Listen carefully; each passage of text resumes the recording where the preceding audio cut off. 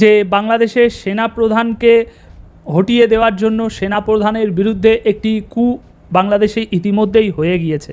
যে বাংলাদেশের সেনাপ্রধান এই যে মরতে মরতে বেঁচে গিয়েছে, মানে তার বিরুদ্ধে তার সেনাবাহিনীর ভিতরে একটা গভীর চক্রান্ত হয়েছে অন্য আরেকজন সেনা কর্মকর্তা দ্বারা, এবং সেই চক্রান্তের হাত থেকে বাংলাদেশের সেনাপ্রধান বলতে পারেন বেঁচে ফিরে এসেছে। ভয়াবহ যে ঘটনাটি ঘটার ছিল সেটা ঘটেনি। কিন্তু কেন ঘটেনি, কাদের সাহায্যে জেনারেল ওয়াকারুজ্জামান প্রায় বেঁচে গিয়েছে, তারই একটি চাঞ্চল্যকর খবর। যে ঘটনা আজকে ঘটেছে কিয়ামতের মতন পরিস্থিতি তৈরি করে ফেলেছে। পাল্টাপাল্টি যে ঘটনাগুলো ঘটবে, ডোনাল্ড ট্রাম্প এই কিয়ামতকে একটা মহা কিয়ামতে পরিণত করবে, বড় ধরনের যুদ্ধ বাঁধতে যাচ্ছে।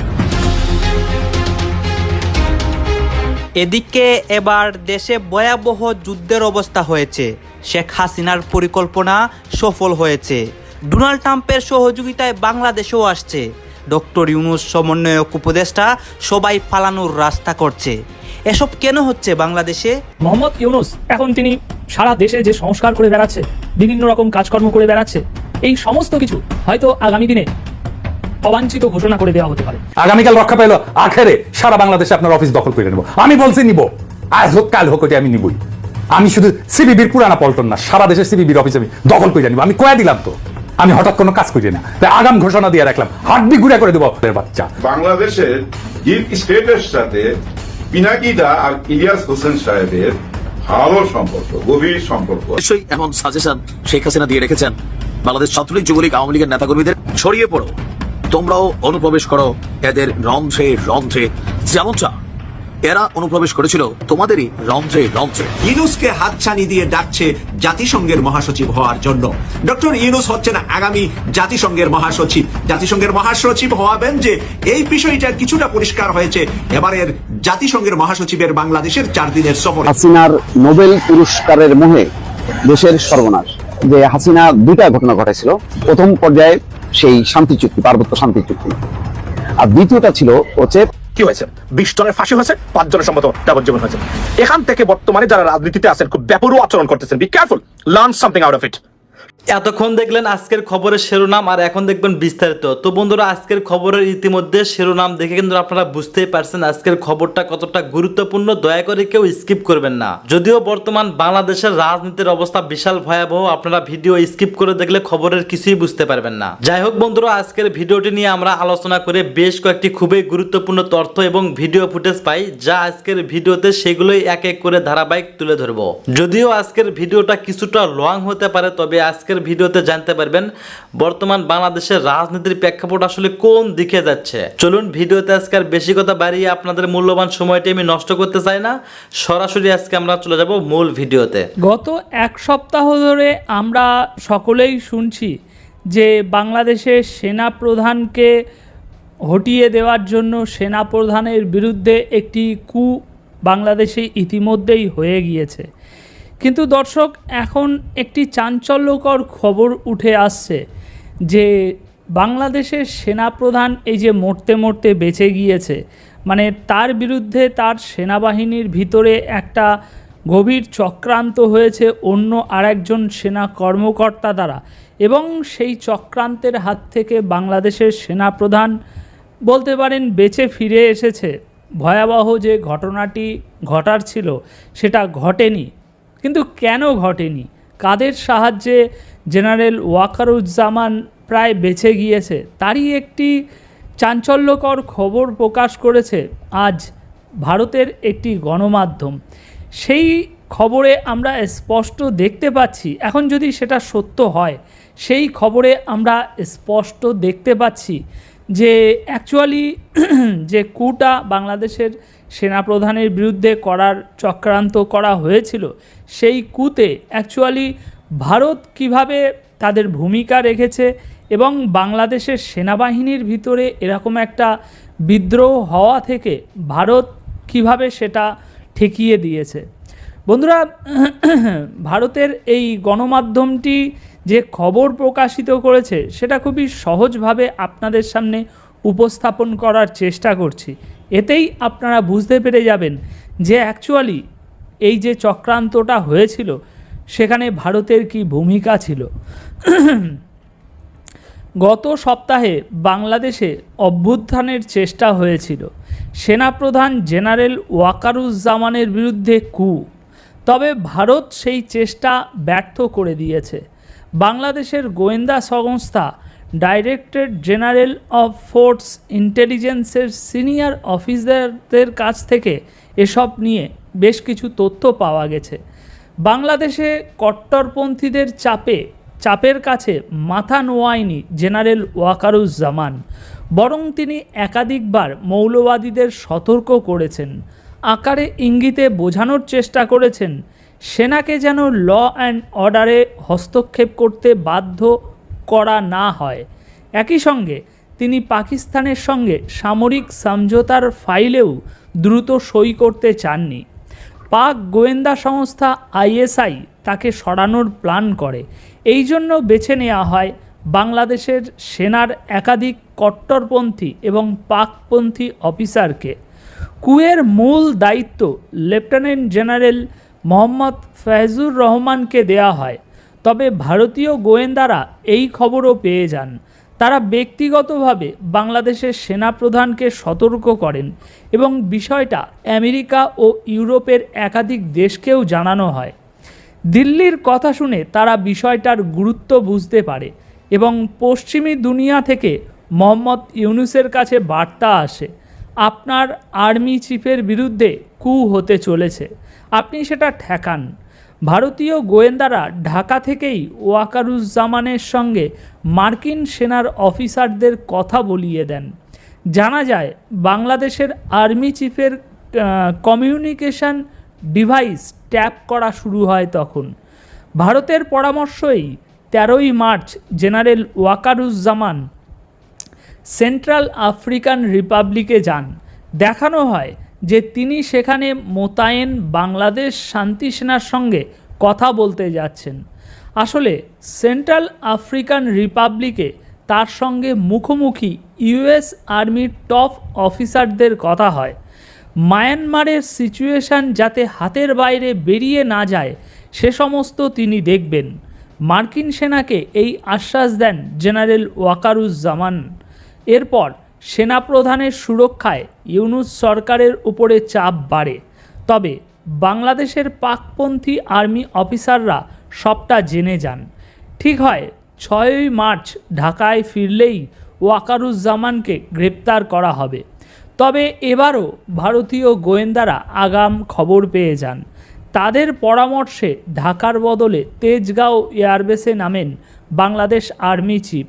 সেখানে তাকে রিসিভ করেন তার অনুগত আর্মি অফিসাররা এবং ওই অফিসারদের নির্দেশে যে কোনো পদক্ষেপের জন্য সবসময় সেনাকর্মীদের তৈরি রাখা হয়। এরপর বিশাল সিকিউরিটি নিয়ে ঢাকায় আসেন ওয়াকারুজ্জামান। অনুগত অফিসাররা তার বাড়ি অফিস ঘিরে রাখেন। একই সঙ্গে আমেরিকা থেকে ইউনূসের কাছে আলটিমেটাম আসে। সব মিলিয়ে কুয়ের পরিকল্পনা ভেস্তে যায়, তবে বাংলাদেশের সেনাপ্রধানের প্রাণের ভয় এখনও যায়নি। আগামী দিনে কি হয় সেটা একটু খুব বড় ব্যাপার, এমনটাই দাবি করা হচ্ছে ভারতের এই গণমাধ্যমে। এখন এই প্রতিবেদনের মূল বিষয়বস্তু যদি আপনাদেরকে আরও একটু সংক্ষেপে আরও একটু স্পষ্ট করে বলতে হয়, তাহলে দেখুন মূল বিষয়বস্তুটি হচ্ছে বাংলাদেশের সামরিক অভ্যুত্থান বা একটা কু ঘটানোর চেষ্টা হয়েছে, যার মূল পরিকল্পনাকারী ছিল পাকিস্তানি গোয়েন্দা সংস্থা আইএসআই এবং এতে বাংলাদেশ সেনাবাহিনীর কিছু কট্টরপন্থী ও পাকিস্তানপন্থী অফিসার জড়িত ছিল। সেনাপ্রধান জেনারেল ওয়াকারুজ্জামানকে ক্ষমতা থেকে সরানোর পরিকল্পনাও করা হয়েছিল, কারণ তিনি মৌলবাদী গোষ্ঠীর চাপে নতি স্বীকার করেননি এবং পাকিস্তানের সঙ্গে সামরিক চুক্তিতে স্বাক্ষর করতে রাজি হননি। আর এই ষড়যন্ত্রের মূল দায়িত্বে ছিলেন লেফটেন্যান্ট জেনারেল মোহাম্মদ ফয়জুর রহমান। কিন্তু ভারতীয় গোয়েন্দারা এই তথ্য আগেভাগেই জানতে পারে এবং ওয়াকারুজ্জামানকে সতর্ক করে। এরপর বিষয়টি আমেরিকা ও ইউরোপের বিভিন্ন দেশকেও জানানো হয়, যা আন্তর্জাতিক পর্যায়ে ব্যাপক গুরুত্ব পায়। ওয়াকারুজ্জামানের বিরুদ্ধে কু বাস্তবায়নের জন্য 6ই মার্চ ঢাকায় ফেরার পরই তাকে গ্রেপ্তারের পরিকল্পনা করা হয়। তবে ভারতীয় গোয়েন্দাদের পরামর্শে তিনি ঢাকায় সরাসরি না ফিরে তেজগাঁও এয়ারবেসে অবতরণ করেন, যেখানে তার অনুগত সেনা কর্মকর্তারা তাকে নিরাপত্তা দেন। এরপর তারা তার বাড়ি অফিস কঠোর নিরাপত্তা দেয় এবং আমেরিকা থেকেও বাংলাদেশ সরকারের কূ ঠেকানোর জন্য চাপ দেওয়া হয় ইউনূস সরকারকে। ফলস্বরূপ কুপ্রচেষ্টা ব্যর্থ হয়। তবে সেনাপ্রধান ওয়াকারুজ্জামানের নিরাপত্তা নিয়ে এখনও শঙ্কা রয়েছে। এই হচ্ছে মূল বিষয়বস্তু। তো দর্শক, এই বিষয়ে আপনাদের কি মতামত? যে এই গণমাধ্যমের এই প্রতিবেদনে যেমনটা দাবি করা হচ্ছে যে এই কুয়ের পিছনে ভারতের একটা সহযোগিতা ছিল জেনারেল ওয়াকারুজ্জামানকে বাঁচানোর জন্য, তার বিরুদ্ধে যে চক্রান্তটা হয়েছিল তাকে ক্ষমতাচ্যুত করার জন্য, সেটা ভারতের গোয়েন্দা সংস্থা যেভাবে তাকে ইনফরমেশান আগে থেকে দিয়েই এই জিনিসটা থেকে তাকে সরিয়ে এনেছে, বাঁচিয়ে দিয়েছে। এ বিষয়ে আপনাদের মতামত কি? অবশ্যই কমেন্ট বক্সে জানিয়ে। আওয়ামী লীগ এবং শেখ হাসিনা কবে রাজনীতিতে ফিরছেন, এই প্রসঙ্গটি নিয়ে কথা বলবো। তার আগে আজ একটি ঐতিহাসিক দিন, ঐতিহাসিক 17ই মার্চ। এই দিনে হাজার বছরের শ্রেষ্ঠ বাঙালি জাতির পিতা বঙ্গবন্ধু শেখ মুজিবুর রহমান এই পৃথিবীতে আগমন করেন। আজ তার 105তম জন্মদিন। 105তম জন্মদিনে এই সময় তার স্মৃতির প্রতি গভীর শ্রদ্ধা নিবেদন করছি। আমি যে আলাপটি দিয়ে শুরু করেছিলাম যে আওয়ামী লীগ কিংবা আওয়ামী লীগ প্রধান শেখ হাসিনা কবে রাজনীতিতে ফিরছেন, আওয়ামী লীগ প্রধান কিংবা আওয়ামী লীগ রাজনীতিতে ফিরবার কিছু নেই, রাজনীতিতে আছেন। হয়তো সরাসরি রাজনীতিতে নেই, সরাসরি মাঠের রাজনীতিতে নেই, ভার্চুয়ালি হোক আর যেভাবেই হোক রাজনীতিতে আছে। আজকে আওয়ামী লীগ জন্মের পরে সবচেয়ে বড় ক্রান্তিকালগুলোর মধ্যে একটি ক্রান্তিকাল অতিবাহিত করছে। আওয়ামী লীগের জন্ম ৭৬ বছর। 1949 সালের 23শে জুন রোজ গার্ডেনে জন্ম নেওয়া আওয়ামী লীগ আজ কালে কালে ৭৬ বছর। এই ৭৬ বছরের ইতিহাসে আওয়ামী লীগের পালকে অসংখ্য অর্জন অর্জিত হয়েছে। 1971 সালে আমাদের মহান স্বাধীনতা যুদ্ধে, মুক্তিযুদ্ধে নেতৃত্ব দিয়ে আমাদের মুক্তির কাণ্ডারি হয়ে ওঠে আওয়ামী লীগ। স্বাধীনতা পরবর্তী সময়ে স্বাধীন বাংলাদেশে আওয়ামী লীগ নব্য যুদ্ধ বিধ্বস্ত দেশে যখন আওয়ামী লীগ সরকার গঠন করলো, তখনও আওয়ামী লীগকে শান্তিতে থাকতে দেয়নি হায়ানারা। বিশেষ করে পাকিস্তানিরা বা পাকিস্তানপন্থীরা শান্তিতে থাকতে দেয়নি। তারা হারিয়ে যাওয়া পূর্ব পাকিস্তানকে পুনরুদ্ধারের জন্য নানাভাবে চেষ্টা করতে থাকে। তার সেই চেষ্টারই পরিপ্রেক্ষিতে মাত্র 3.5 বছরের মাথায় তারা সফল হয়। 1975 সালের 15ই আগস্ট জাতির পিতা বঙ্গবন্ধু শেখ মুজিবুর রহমান, মুক্তির দিশারি, বাঙালির মহানায়ক বঙ্গবন্ধু শেখ মুজিবুর রহমানকে সপরিবারে হত্যার মাধ্যমে তারা 3.5 বছরের মধ্যে সফল কাম হয়। তারপরে সেই আওয়ামী লীগ ক্ষত বিক্ষত হয়ে যায়। রক্তপাতের পরে আওয়ামী লীগ কিংকর্তব্য বিমূঢ় হয়ে যায়। আওয়ামী লীগ কিভাবে ঘুরে দাঁড়াবে? ঘুরে দাঁড়ানোর দিশা পায়নি কিছুদিন। এরই মধ্যে আওয়ামী লীগে আসে ভাঙন। আওয়ামী লীগ 2-3টা ভাগে ভাগ হয়ে যায়। আরো 2টি রাজনৈতিক দল করে, মোট 5টি ভাগ যদি বলি তাহলে ভুল হবে না। আওয়ামী লীগ মিজান, আওয়ামী লীগ মালিক, আওয়ামী লীগের একটি বাকশাল এবং এমএজি ওসমানের আরেকটি রাজনৈতিক দল, আব্দুর রশিদ তর্ক বাগিসের আরেকটি রাজনৈতিক দল, মানে 5টি আওয়ামী লীগ। আমি সেই বিচারের সাথে, সেই সময়ের সাথে যদি আজকে 2024 ধারাবাহিকতায় 2025-এর আওয়ামী লীগকে চিন্তা করি, 75-এর তুলনায় আজকে আওয়ামী লীগের কিছু সান্ত্বনার জায়গা আছে। এই কথাগুলো আমি আরো কয়েক মাস আগেও বলেছি। আজকে যেহেতু একটি বিশেষ দিন, জাতির পিতা বঙ্গবন্ধু শেখ মুজিবুর রহমানের জন্মদিন, সেই জন্য আবারও বলছি। 1975 সালে আওয়ামী লীগের প্রাণ ভোমরা জাতির পিতা বঙ্গবন্ধুর শেখ মুজিবুর রহমান হত্যার শিকার হয়েছিলেন সপরিবারে। 2024-এর ষড়যন্ত্রকালে আওয়ামী লীগের কাণ্ডারি শেখ হাসিনা এবং তার পরিবারের সদস্যরা বেঁচে গেছেন। এই বেঁচে যাওয়াটা একটি আওয়ামী লীগের জন্য প্লাস পয়েন্ট। আজকে 7 মাস হয়ে গেছে, 7 মাস পেরিয়ে গেছে, আওয়ামী লীগে এখনো পর্যন্ত ভাঙ্গনের সৃষ্টি হয়নি, কিংবা সরকারের শতচেষ্টায় আওয়ামী লীগে কোনো ভাঙ্গন ধরাতে পারেনি। এবং 75-এর আওয়ামী লীগে ভাঙ্গন তৈরি হলেও আজকের আওয়ামী লীগে ভাঙ্গন হবার সম্ভাবনাটা খুব ক্ষীণ। তবে একটি শঙ্কা আছে, এই যে সামনের দিনগুলোতে আওয়ামী লীগ যেহেতু কাজ করতে পারছে না, আওয়ামী লীগের নেতাকর্মীরা হতাশায়, অনেকে জীবন বাঁচাতে, অনেকে রং পরিবর্তনের কারণে আওয়ামী লীগ ত্যাগ করতে পারে। এই সংখ্যাটি উড়িয়ে দেওয়া যায় না।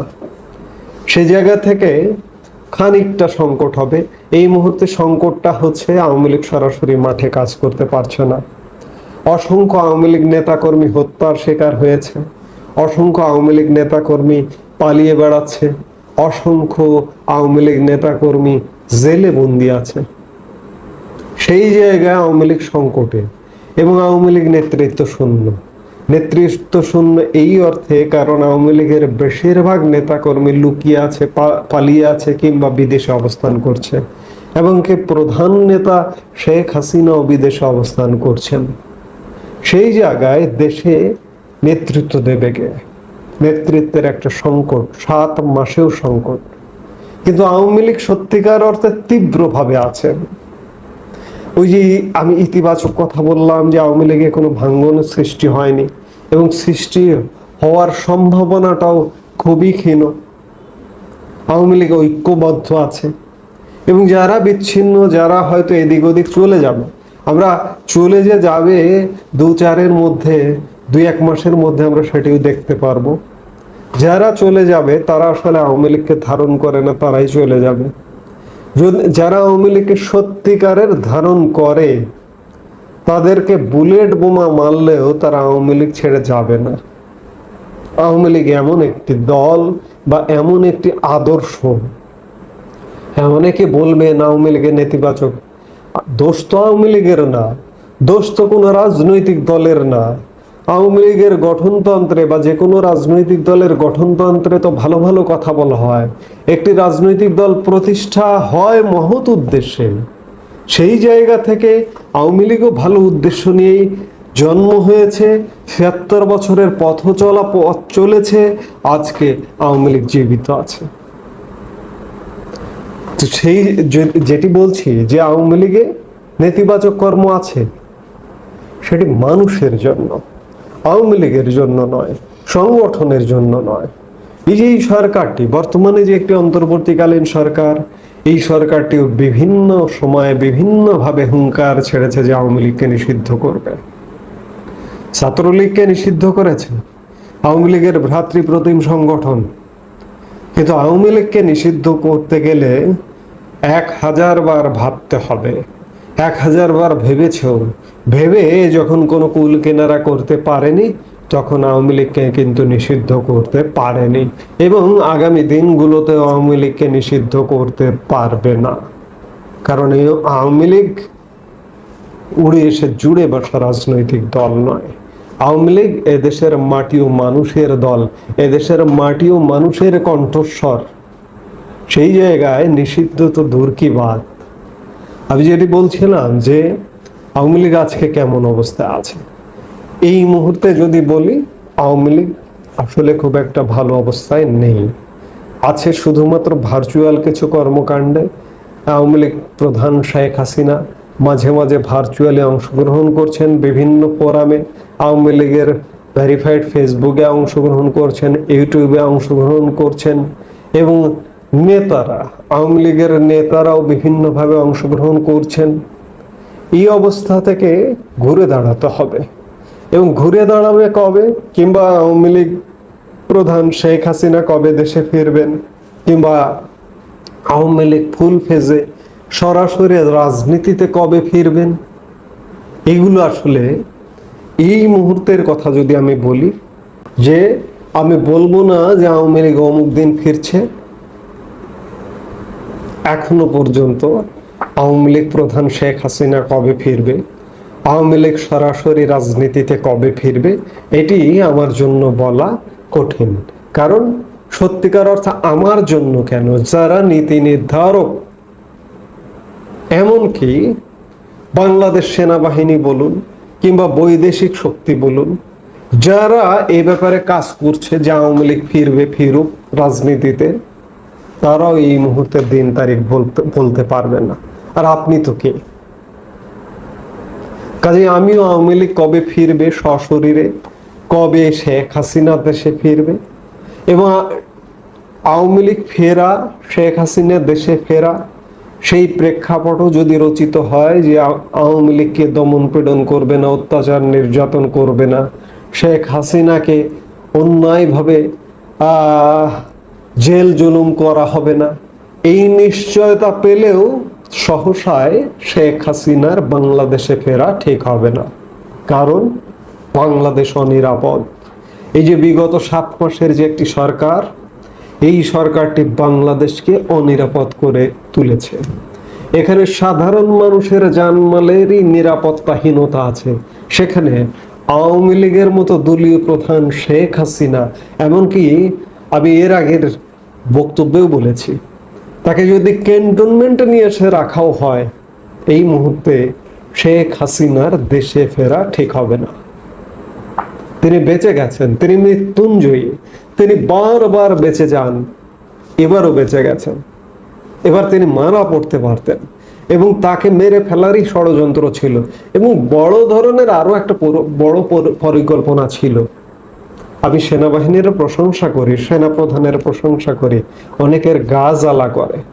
সেনাপ্রধান অত্যন্ত কৌশলে, ঠান্ডা মাথায় সেনাপ্রধান নিজের জীবন বাঁচিয়েছেন, একটা বড় ধরনের অভ্যুত্থান থেকে বাঁচিয়েছেন বাংলাদেশকে, এবং সেই সময়ের প্রধানমন্ত্রী আওয়ামী লীগ প্রধান শেখ হাসিনাকে বাঁচিয়েছেন। যেটি বলছি যে শেখ হাসিনার এই মুহূর্তে দেশে ফেরার ঠিক হবে না। দেশের পরিস্থিতি গড়ে ওঠেনি, গড়ে তুলতে গেলে সময় লাগবে। এই জন্য আওয়ামী লীগ প্রধান শেখ হাসিনার যদি রাজনীতি করবার পরিবেশ তৈরি হয়, যদি সবকিছু স্বাভাবিক হয়, তবুও একজন ভারপ্রাপ্ত, শেখ হাসিনার একজন ভারপ্রাপ্ত এবং দলীয় মুখপাত্র, সাধারণ সম্পাদকের একজন ভারপ্রাপ্ত, এসব দিয়ে আওয়ামী লীগের সাংগঠনিক কার্যক্রম পরিচালনা করতে হবে।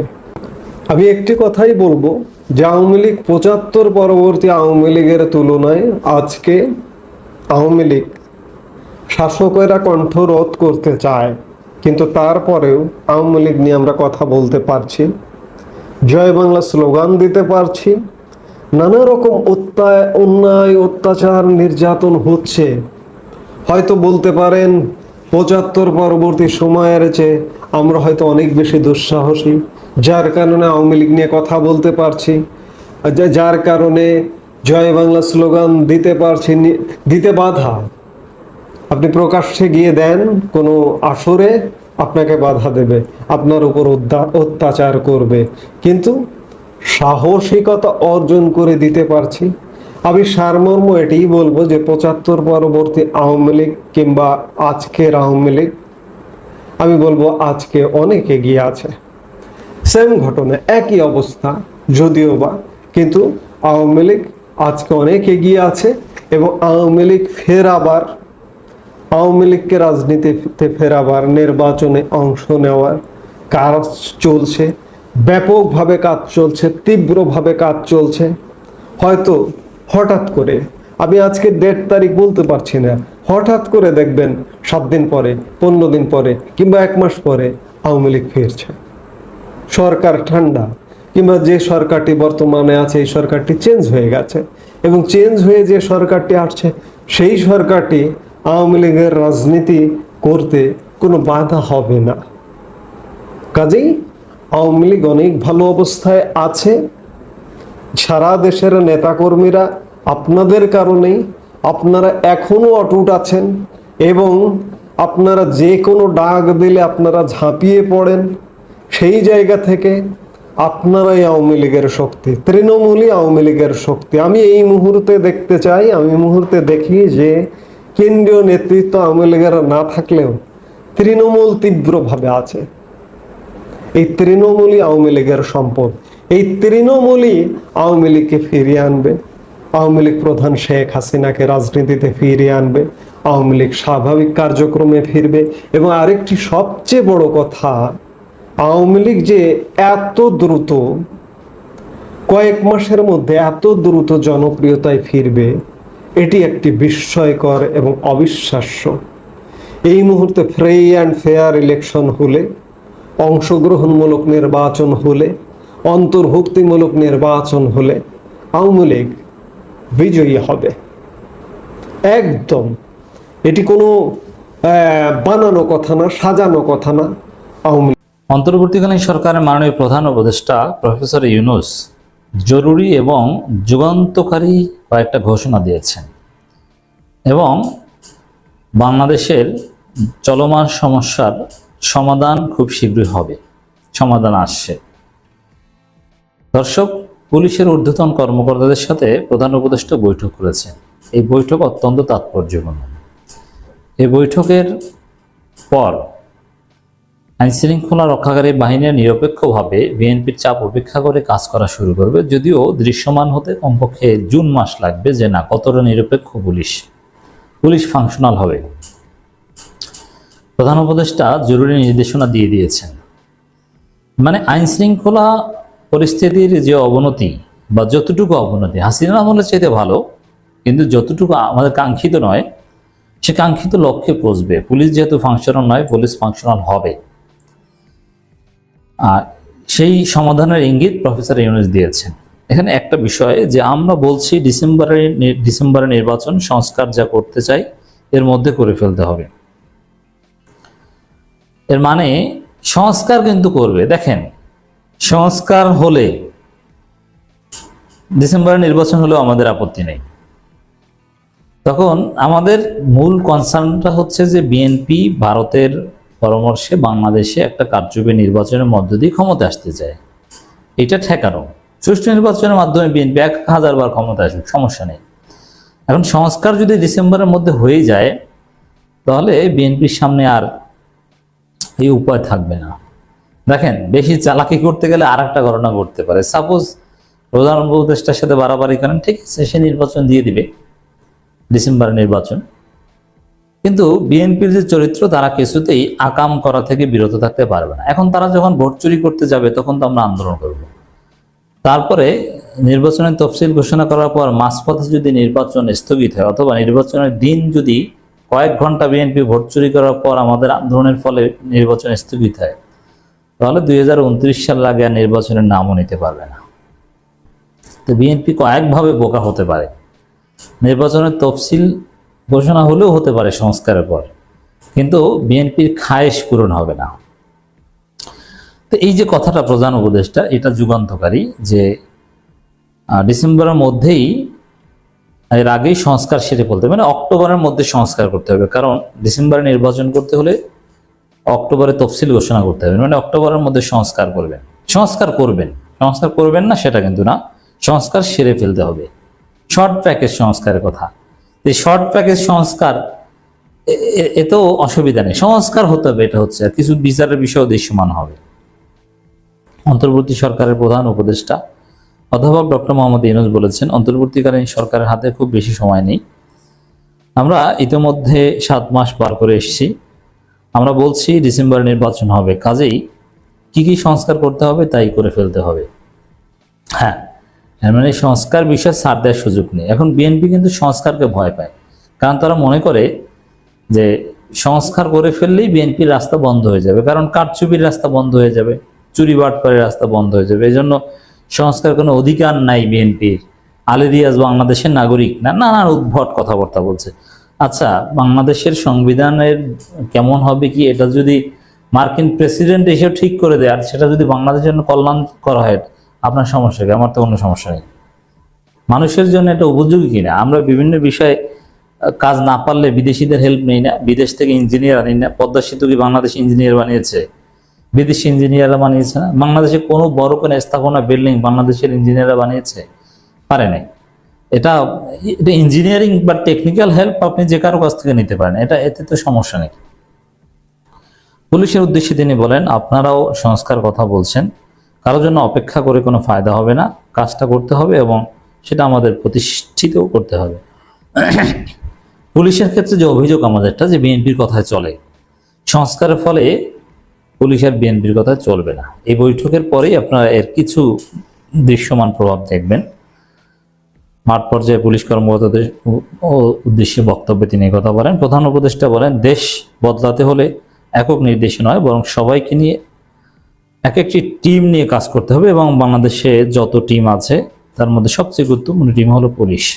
তাই পুলিশ ফাংশনাল করা ছাড়া সুষ্ঠু নির্বাচনের কথা স্বপ্নেও ভাবা যায় না। তিনি বলেন, সরকার যা কিছু করতে চায় শেষ পর্যন্ত পুলিশের হাত দিয়েই করতে হয়। তারা সব করে দেয় না, তারা পরিবেশটা সৃষ্টি করে। যে পরিবেশটা না থাকলে কোনো কাজই আর হয় না। তিনি বলেন, পুলিশের কথা প্রসঙ্গে বারবার আমরা দুটো শব্দে বলছি, আইন ও শৃঙ্খলা। পুলিশের হাতেই এটাকে এক্সিকিউট করতে হবে। এই পরিবেশ সৃষ্টি করা না গেলে সরকার, গণতান্ত্রিক অধিকার, মানুষের অধিকার, নাগরিক অধিকার কিছুই থাকে না। তিনি আরো বলেন, আমরা পুলিশকে অবহেলা করে দেশ গড়তে পারবো না। তারাই সম্মুখ সারির মানুষ, তারা ক্ষেত্র প্রস্তুত করলেই বাকি জিনিসগুলো হয়। আইন শৃঙ্খলা না থাকলে যত বড় বড় চিন্তাই হোক, সব টাকাই, যতই টাকা থাকুক, কোনো কাজে আসবে না। এক্স্যাক্টলি কথা। এর মানে দেখেন, পুলিশ ঠিক হলে বিএনপির আকাম বন্ধ হতে বাধ্য। বিএনপি তার ক্ষমতায় নাই, চাঁদাবাজির সম্পর্ক ক্ষমতার সাথে। অতএব পুলিশ যদি নিরপেক্ষ হয় তাহলে বিএনপির ক্ষমতা নাই হয়ে যাবে, তারপর চাঁদাবাজি বন্ধ হয়ে যাবে। পরিবর্তিত পরিস্থিতিতে কাজ করতে হলে পুলিশের অত্যন্ত বেগ পেতে হচ্ছে উল্লেখ করে তিনি বলেন, এগুলো সমাধানের সমাধান আসছে। ভবিষ্যতে যারা আসবে তারাও আশা করি চেষ্টা করবে, মানে পুলিশের একটা সুন্দর পরিবেশ, পথটা যেন আমরা সৃষ্টি করে দিই। এই পথ সৃষ্টির ক্ষেত্রে পুলিশ বাহিনী একটা মস্ত বড় ভূমিকা পালন করতে পারে বলে মন্তব্য করেন তিনি। ডক্টর ইউনূস বলেন, লন্ডভন্ড অবস্থার মধ্যে আমরা এই যাত্রা শুরু করলাম। সারা দুনিয়ায় যত দেশ আছে সবাই আমাদের সমর্থন করলো, শুধু মিনমিনে সমর্থন না, উৎসাহ ভরে এগিয়ে এলো। মানে সারা পৃথিবী ডক্টর ইউনূসের সাথে আছে। বিএনপি ভারত, তোমরা চালাকি করে কোনো লাভ নেই। একইভাবে নিজেদের উপর ভরসা আরো বাড়ানোর উপর জোর দিয়ে তিনি বলেন, নতুন বাংলাদেশ পুলিশ বাহিনীর মুশকিল হলো এই অন্ধকার যুগে একটা পজিটিভ পার্টিসিপেন্ট ছিল, নিজের ইচ্ছায় না সরকারি কাজ করতে গিয়ে। নতুন বাংলাদেশে পুলিশ দেখিয়ে দিতে হবে, পুলিশ সুন্দর একটা রোল প্লে করবে। এই পুলিশ বিষয়ে একটা সুন্দর সমাধান আসবে। পুলিশ হবে বন্ধু, কারণ আমি আইনের পক্ষের মানুষ, আমি আইন প্রতিষ্ঠা করার মানুষ। আইন হলো আমাদের সবার আশ্রয়, পুলিশ হলো আশ্রয়দাতা। আমরা এই ইমেজটা যদি প্রতিষ্ঠা করতে পারি, মানুষ অতীতে সবকিছু ভুলে যাবে, যোগ করেন তিনি। এটাই করি। এখন মানুষ চায় যে পুলিশের উদ্যোগে তারা চাঁদাবাজ থেকে মুক্ত হবে, এই জন্য বিএনপির কথায় চলা যাবে না। প্রধান উপদেষ্টা বলেন, 16 বছরের ইতিহাস আমরা বদলাতে পারবো না। 16 বছরের কালিমা সারা গায়ে মাখা আছে, রাতারাতিটা সেটা পাল্টাতে পারবো না। একজন মানুষ হিসাবে আমি কর্তব্য নির্ধারণ করতে হবে। অতীত নিয়ে কান্নাকাটি করার দরকার নেই, মানুষের জন্য আমরা প্রস্তুত, এটা করে দেখাবো। প্রধান উপদেষ্টা এই মোটিভেশনে পুলিশের মনোবল যথেষ্ট বৃদ্ধি পাবে বলে আমরা মনে করি।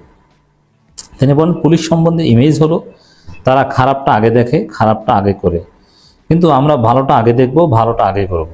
দু একজন করাপ্ট হলে বাহিনী পাল্টায় না। বাহিনী সামগ্রিকভাবে একটা কাঠামো এবং এই কাঠামোর অনেক শক্তি।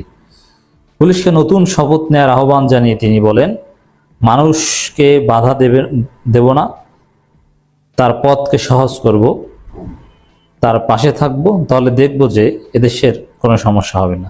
তো নতুন শপথ নিয়ে পুলিশ নতুন উদ্যমে কাজ করবে, নতুন কিছু হবে ইনশাল্লাহ।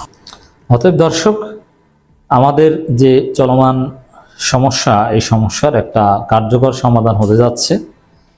থানা পুলিশ ফাংশনাল হবে, মানুষ থানায় গিয়ে আশ্রয় পাবে, র্যাপিড রেসপন্স করবে, এবং বিএনপির লোকজন আপনাকে নির্যাতন করলে, আপনার কাছ থেকে চাঁদা নিলে থানায় অভিযোগ নিবে না, এই যুগ আর থাকবে না। ধন্যবাদ প্রিয় দর্শকবৃন্দ, আমাদের ফুল ভিডিওটি দেখার জন্য আপনাকে জানাই অসংখ্য অসংখ্য ধন্যবাদ। তো বন্ধুরা, ইতিমধ্যে আমাদের ভিডিও ফুটেজ দেখে কিন্তু আপনারা বুঝতে পারছেন আজকের ভিডিওটা কতটা গুরুত্বপূর্ণ ছিল। সেই সাথে আজকের এই নিউজটা দেখে এবং আজকের এই ভিডিওটা দেখার পরে আপনাদের কি মন্তব্য অবশ্যই কমেন্ট বক্সে কমেন্ট করতে ভুলবেন না। আর হ্যাঁ, এমন নিত্য নতুন আপডেট খবর সবার আগে পেতে চাইলে এখনই আমাদের এই পিচ্চি সাকিব ইউটিউব চ্যানেলটি সাবস্ক্রাইব করুন। ধন্যবাদ।